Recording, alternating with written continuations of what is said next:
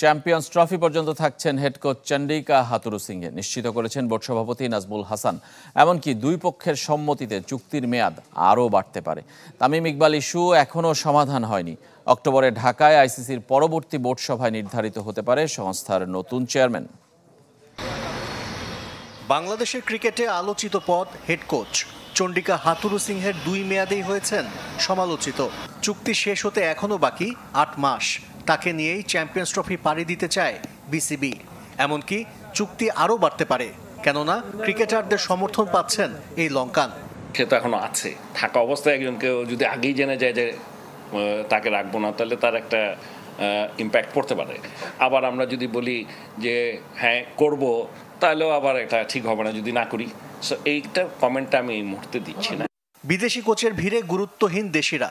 সবশেষ নিয়োগ বিজ্ঞপ্তিতে দেশি কেউ আবেদন করেনি। মোহাম্মদ সালাউদ্দিনকে সহকারী কোচ করার ইচ্ছা থাকলেও রাজি হননি আলোচিত এই কোচ। তাতে ক্ষুব্ধ নাজমুল হাসান। অ্যাসিস্ট্যান্ট কোচ হইতে অসুবিধা কোথায়?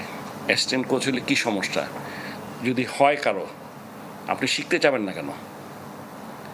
আমাদের মেইন সমস্যাই তো হলো আমরা কেউ শিখতে চাই না। বলুক স্যালারি আমি বলি আমি কম দিব, বলুক আমি দিব ঠিক করে, কিন্তু শিখতে হবে।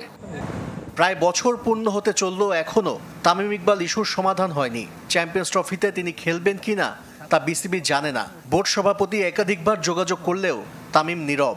তবে সিনিয়র ক্রিকেটারদের বিপক্ষে কঠিন সিদ্ধান্ত নিতে চান না বোর্ড সভাপতি। যে পারফরমেন্স নিয়ে আমি চিন্তিত না।